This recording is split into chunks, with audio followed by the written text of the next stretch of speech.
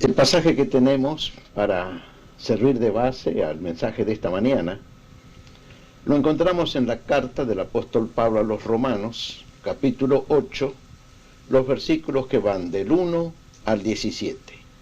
Y así dice la palabra de Dios.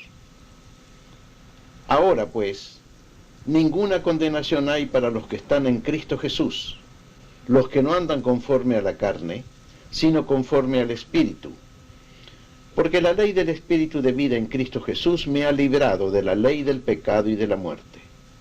Porque lo que era imposible para la ley, por cuanto era débil por la carne, Dios, enviando a su Hijo en semejanza de carne de pecado, y a causa del pecado, condenó al pecado en la carne, para que la justicia de la ley se cumpliese en nosotros, que no andamos conforme a la carne, sino conforme al Espíritu.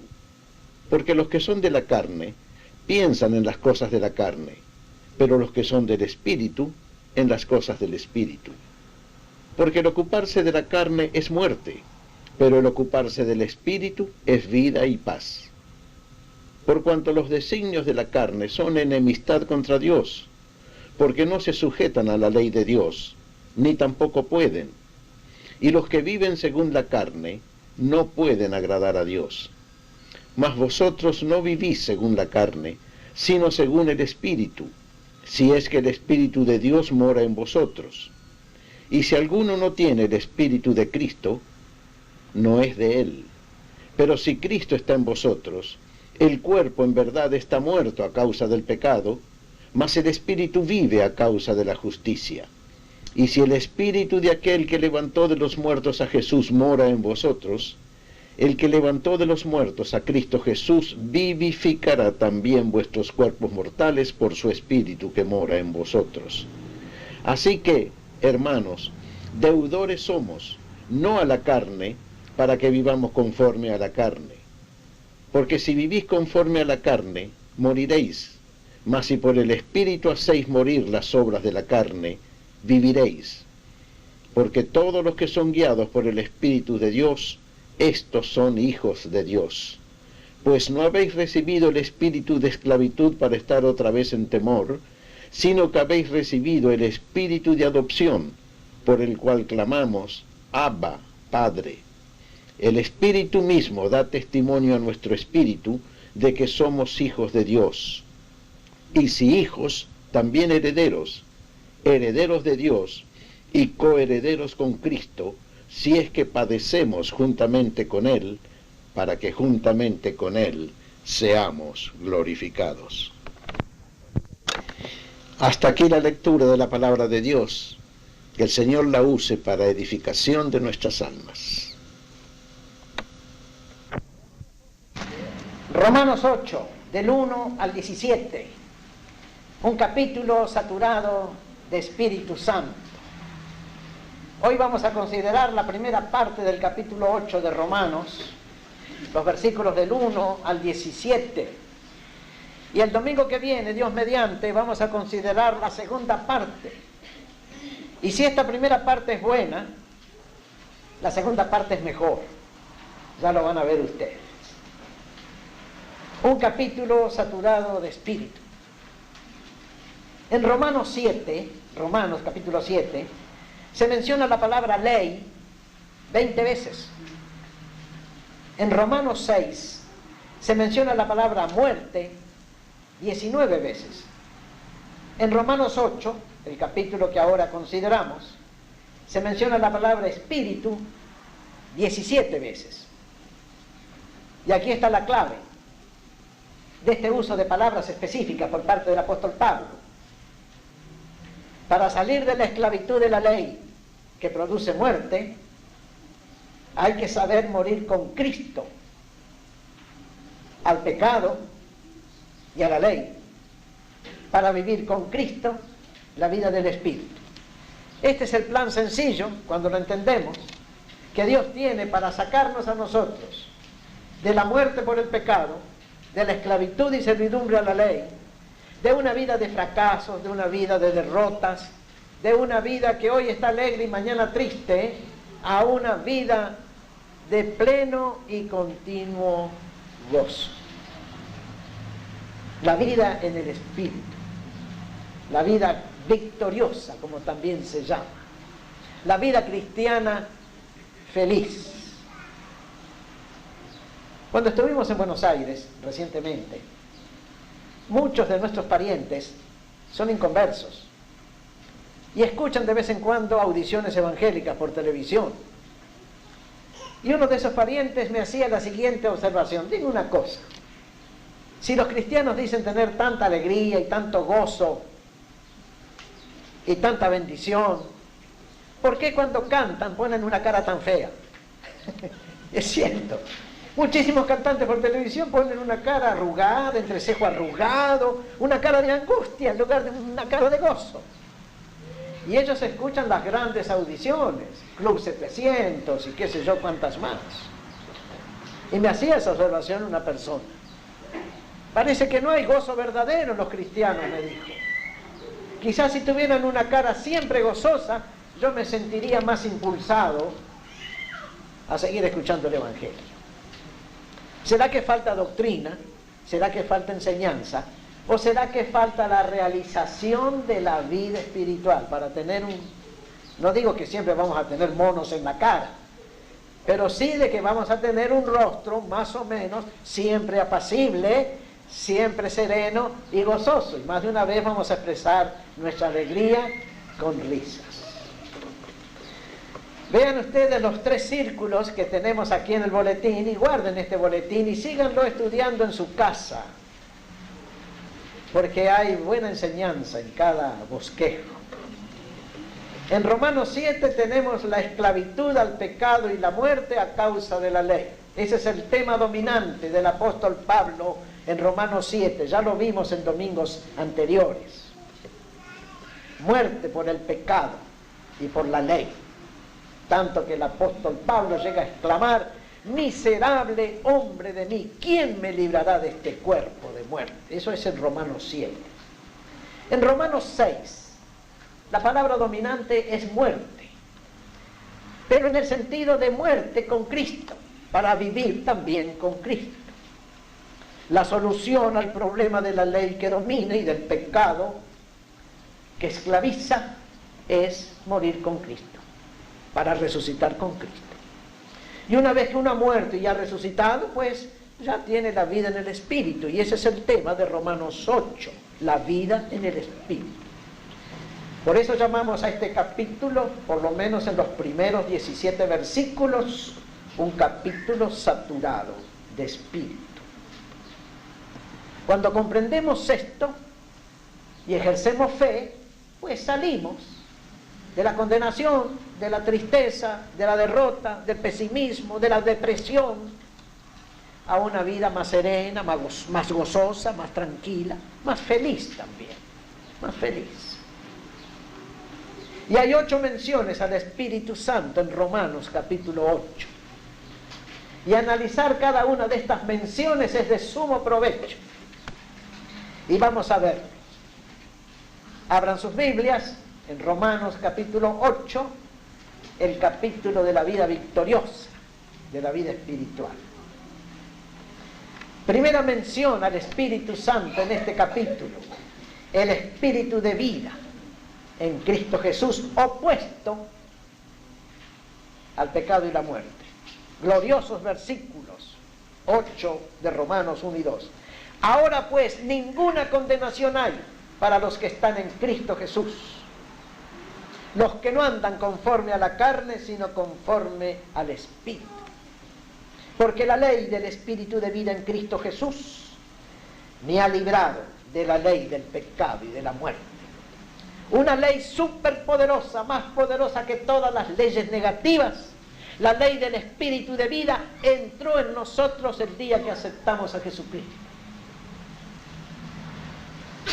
Y ese Espíritu de vida desaloja el espíritu de muerte y nos da vida. Nos da gozo, nos da victoria. Nos sentimos renovados, nos sentimos nuevos. Algo como una inyección de salud ha penetrado en nosotros juntamente con Cristo y el Espíritu Santo. Y somos no ya pecadores camino al infierno, sino santos camino al cielo. Aleluya, gloria a Dios. Qué bonito. La ley del espíritu de vida, no espíritu de muerte, no espíritu de tristeza, no espíritu de amargura, no espíritu de derrota, no espíritu de pagaré vencido, como dicen en Argentina. Espíritu de gozo, de vida, espíritu cristiano, en una sola palabra. Por gracia, por fe, como regalo de Dios, como don de Dios. Segunda mención al espíritu está en el verso 6. Porque el ocuparse de la carne es muerte, pero el ocuparse del espíritu es vida y paz. Aún un creyente puede ocuparse de la carne y del pecado. Aún una persona salvada, convertida, puede vivir más tiempo en el pecado y la carne que en el espíritu, por decisión propia. Hay personas que hacen lo del proverbio. El perro se volvió a su vómito y la puerca lavada a revolcarse en el cielo. Hay creyentes, sí, que todavía no se despojan de la servidumbre a la carne, a la materia, a las pasiones, a los vicios. No dejan las cosas que dominaron su vida antes. Por eso, aún en la vida cristiana, su gozo está empañado y su salud espiritual está resentida, porque se ocupan más de la carne y del pecado que del espíritu y de la salvación. Pero, dice el apóstol Pablo, el ocuparse del espíritu es vida y paz. Cultivemos la vida espiritual. Y cultivamos la vida espiritual en primer lugar con la oración, en segundo lugar con el estudio de la Biblia, en tercer lugar, importantísimo, con la comunión aquí con los hermanos. Hagamos de la iglesia nuestro lugar de reunión, hagamos del domingo nuestro día principal. Hoy faltan muchos hermanos, no sé por qué. Quizá algunos están sirviendo al Señor en algún lado, otros no sé por qué no están. No están cultivando la vida espiritual los que no vienen a la iglesia pudiendo venir. Si uno se hace socio de un club de gimnasia y nunca va a hacer gimnasia, ¿de qué le sirve ser socio de un club de gimnasia si no hace gimnasia? Otro puede hacerse socio de un club artístico, de una peña artística, pero si nunca va a sus reuniones, ¿de qué le sirve ser socio y estar pagando la cuota si nunca va a escuchar música o va a escuchar conferencias? ¿De qué le sirve ser socio de un club artístico si no cultiva el arte? ¿Y de qué sirve ser miembro de la iglesia si no se viene a la iglesia? Ojalá todos los días en que hay culto en la iglesia, porque eso ayuda a cultivar el espíritu. Y cuando uno tiene un espíritu sano y fuerte, el pecado no entra. Así como en un cuerpo bien sano, por buenos alimentos, ese cuerpo bien sano rechaza cualquier infección, y uno no se enferma ni de resfrío, ni de gripe, ni de flu, ni de disentería, ni de ninguna enfermedad infecciosa. Así también un espíritu bien cultivado, bien sano, bien fuerte, bien alegre, rechaza el pecado, rechaza la depresión, rechaza la tristeza, rechaza la congoja. Sencillo, ¿verdad? Cultivemos el espíritu con la oración, con la lectura y estudio de la Biblia y con la comunión de los santos aquí en la iglesia, participando del culto junto con los hermanos. Tercera mención, el espíritu que mora en nosotros, verso 9. Es importantísimo, fijen sus ojos en este versículo, ojalá lo absorban, ojalá lo graben indeleblemente en la mente y el corazón en esta misma mañana. Verso 9. Mas vosotros, los cristianos, los creyentes, se sobreentiende, no vivís según la carne, sino según el Espíritu, si es que el Espíritu de Dios mora en vosotros. Y si alguno no tiene el Espíritu de Cristo, no es de Él.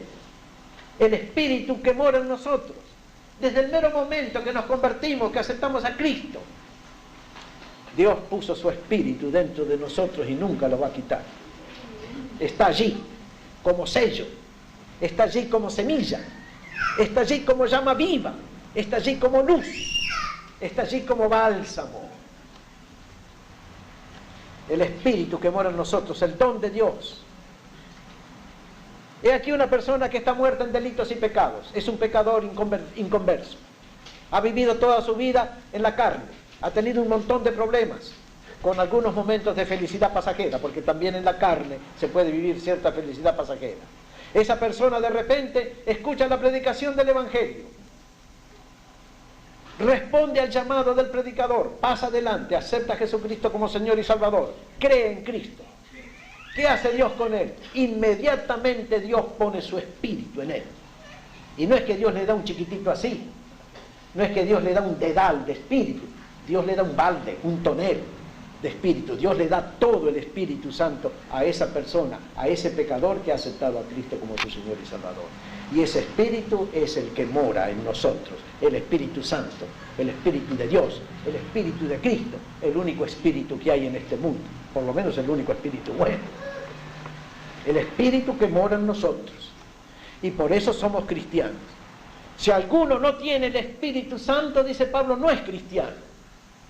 Pero si alguno tiene el Espíritu Santo por haber aceptado a Cristo, es cristiano. Y punto. Así son las cosas. Así procede Dios.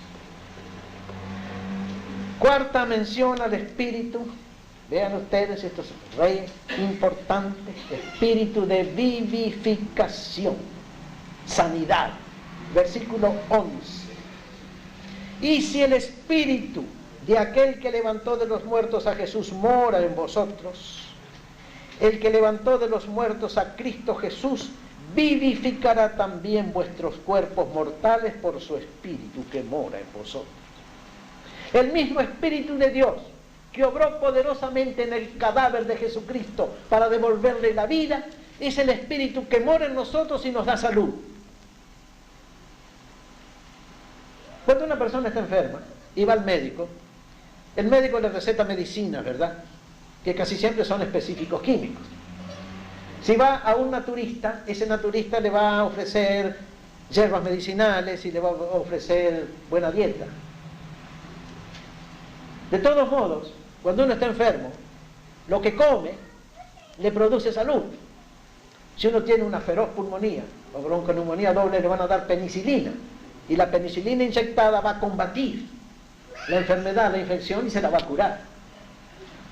Bueno, el Espíritu Santo es como una medicina, es como una inyección de vida, es como hierbas medicinales, es mucho más que eso, por supuesto, solamente estoy usando una ilustración, pero quiero decir esto: el Espíritu Santo, que tuvo tanto poder como para resucitar un cadáver, el cadáver de Jesucristo, y no solamente resucitarlo, sino que transformarlo de una manera maravillosa, ese mismo Espíritu está dentro de nosotros para vivificar nuestro cuerpo y librarnos de la decadencia, de la debilidad y aún de enfermedades infecciosas violentas. ¿Qué les parece? ¿No es grandioso? ¿No es tremendo esto, que tengamos en nosotros no un espíritu de muerte, sino un espíritu de vida? En verdad tenemos dos espíritus dentro de nosotros. Uno es el espíritu humano, el espíritu común que tienen todos los seres humanos por haber nacido. Le podemos llamar el espíritu de envejecimiento. Un bebé desde que nace empieza a envejecerse. 80 años después está viejo el bebé. Es un proceso continuo de envejecimiento. Las células van muriendo, las fuerzas se van acabando, la vista se va acortando, los pelos se van cayendo, los dientes se van cayendo también. Es un proceso de muerte. Muerte por el pecado de Adán. Pero el creyente tiene ahora un espíritu nuevo, el espíritu de vida. Y ese espíritu de vida está trabajando dentro de él para detener la decadencia. Y para sanarlo.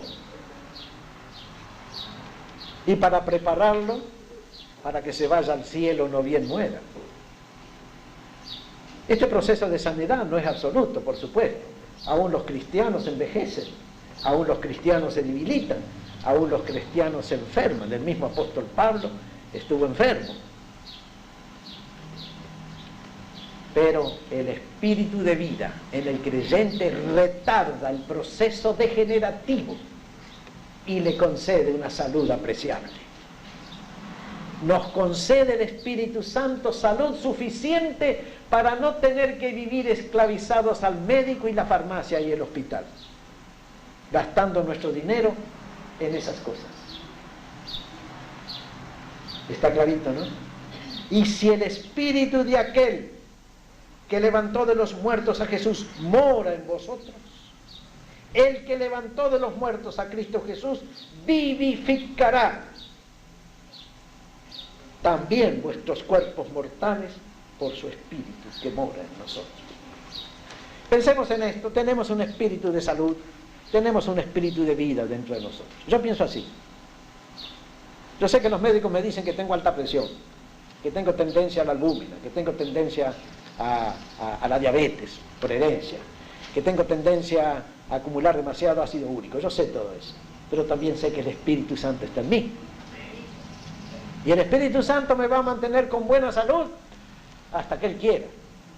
Y cuando el Espíritu Santo decida no darme más salud física, humana, entonces me va a dar la vida eterna y me voy con Cristo, lo cual es mucho mejor. Porque para mí, igual que con el apóstol Pablo, el vivir es Cristo y el morir es ganancia. El Espíritu que está en nosotros. Pensemos en eso, hermanos. Y si nos entran infecciones, si nos entran virus, si nos entran bacterias, si nos entran microbios, recordemos siempre que también dentro de nosotros está un espíritu de sanidad, un espíritu de sanificación y de vivificación. Pero también está el espíritu de mortificación. Lean el verso 13. Porque si vivís conforme a la carne moriréis, mas si por el Espíritu hacéis morir las obras de la carne, viviréis.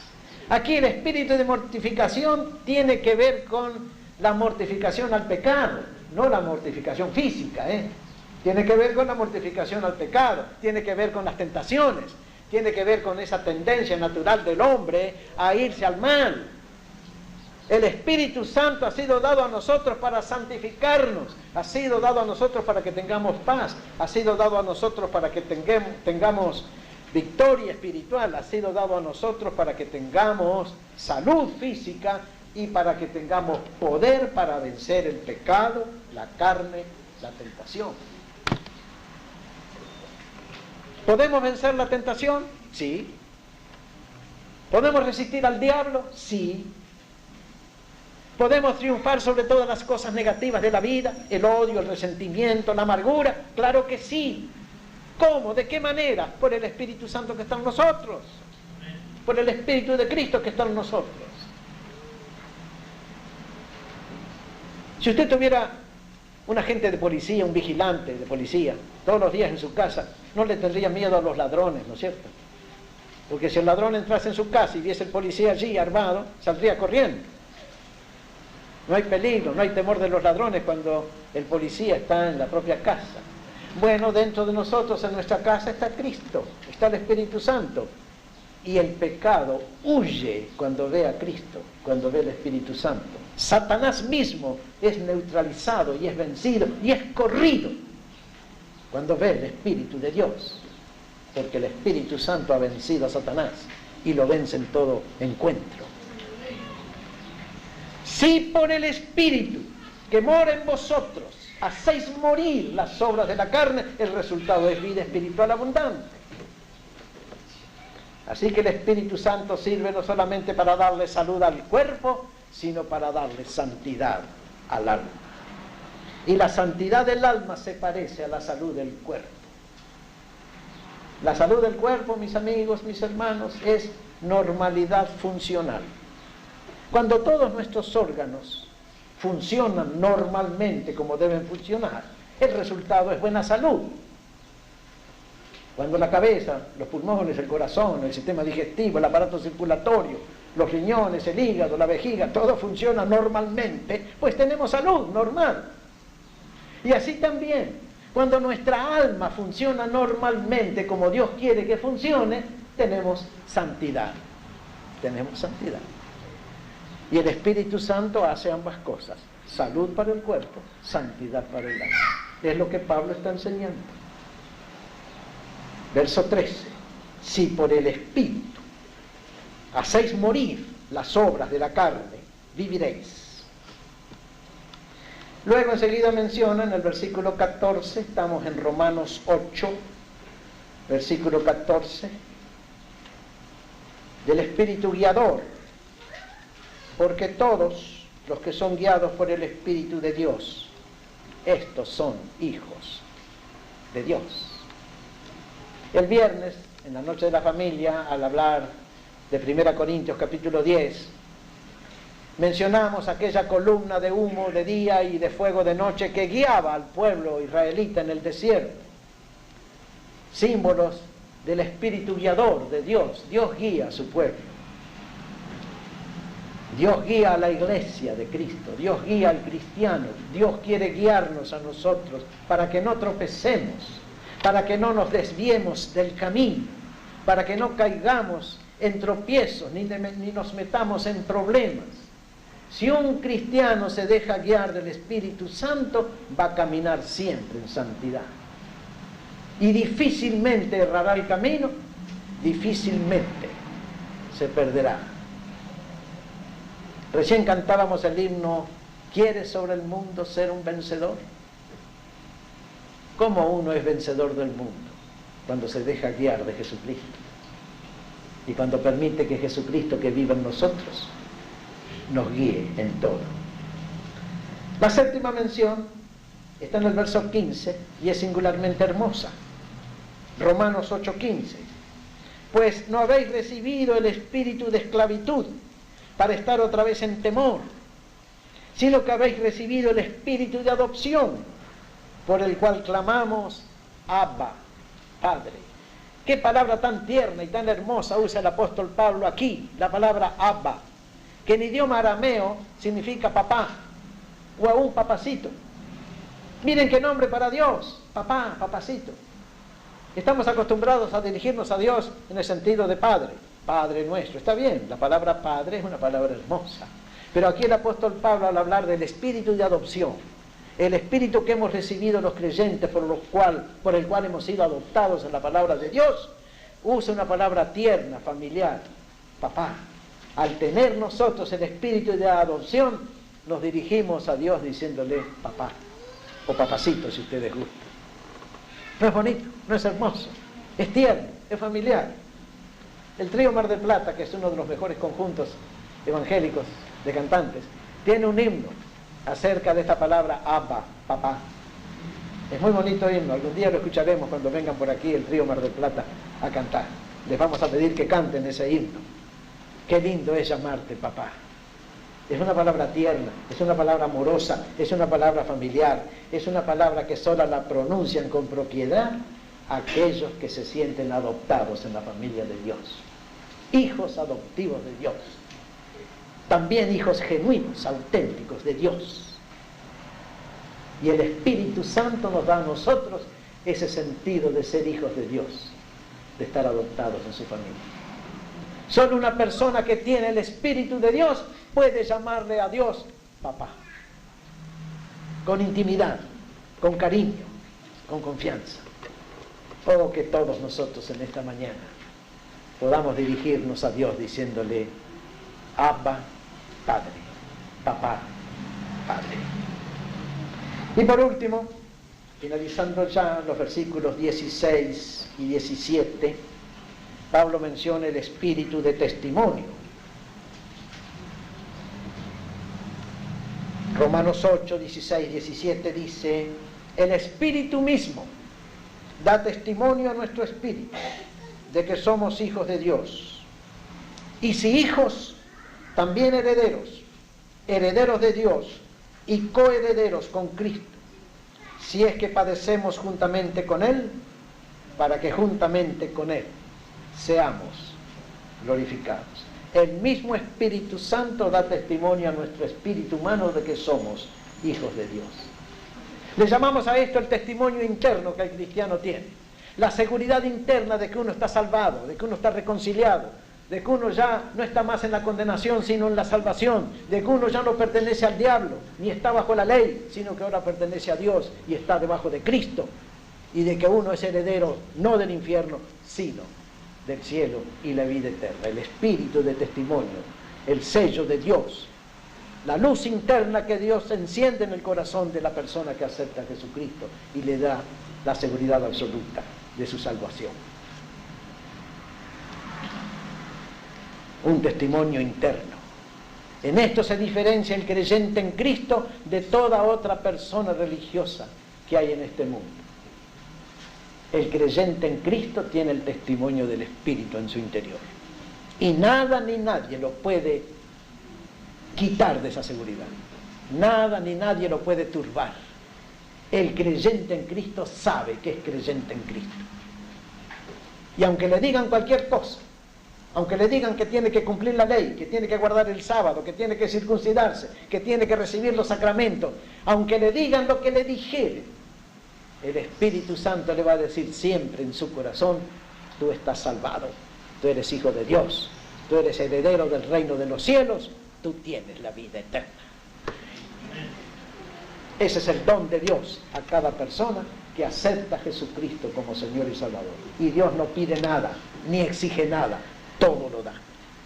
Una persona que acepta a Cristo como su Señor y como su Salvador, Dios le pone el sello.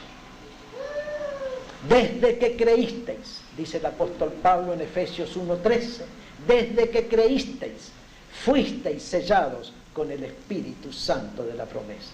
Aquí en Romanos 8:16 dice: el Espíritu mismo da testimonio a nuestro espíritu de que somos hijos de Dios.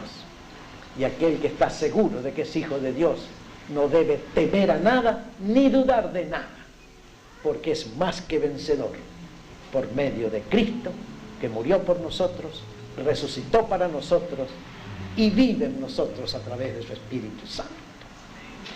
Hasta aquí el comentario a la primera parte de Romanos, capítulo 8, versos 1 al 17.